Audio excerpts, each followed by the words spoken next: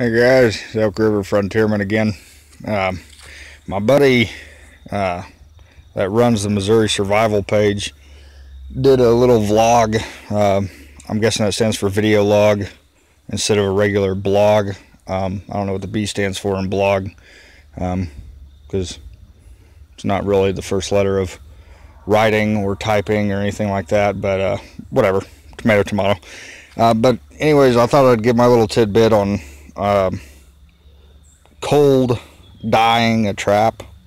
This is what I use, and those are two traps I got. My last video, I got my my MB750 dogless beaver trap and the 110 conibear that I got for, as my free gift I got to pick out for my order being over $50 from F&T Post. Or no, that was Minnesota Brand's website, my bad, not F&T Post. But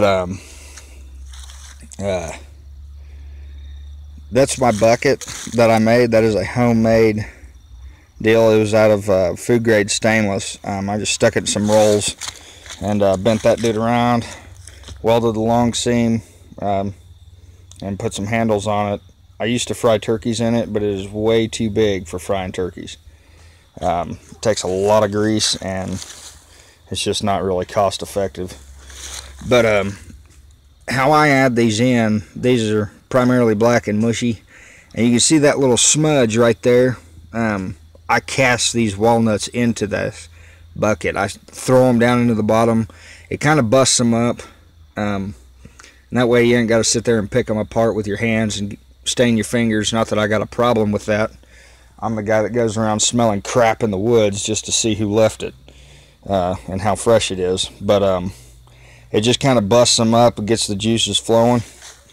And I use about that many, just enough to kind of cover the bottom, maybe another dozen or so, just for added effect. I've got a 5-gallon water bucket here that's had the quick dye added already into it.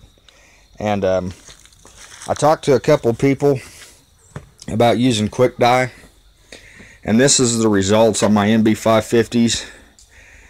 They came out kind of tacky, which from what I've gathered is kind of the norm of that. But after hanging them, I hung them down low over here and just ran my anchors in between the slots of them boards of my little homemade table there, and ran the push mower by and stopped right here in front of my door and just kind of blew dirt and grass in here.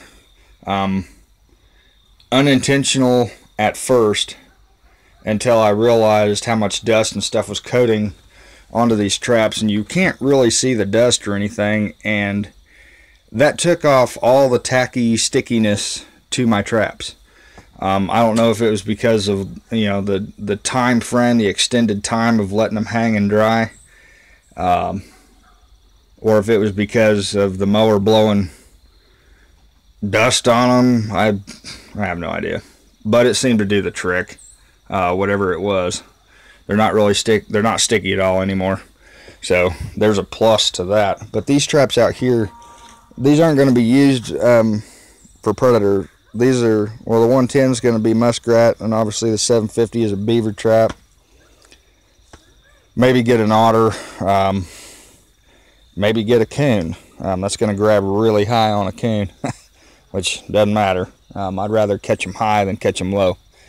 But pretty much what I'm going to do here is I'm going to dump that water into my walnut hull, and I'm going to stir it up a little bit with this messed up fishing net, and get a good mixture going of this water, and then I'm gonna set those traps down in there and let them soak for a couple of days.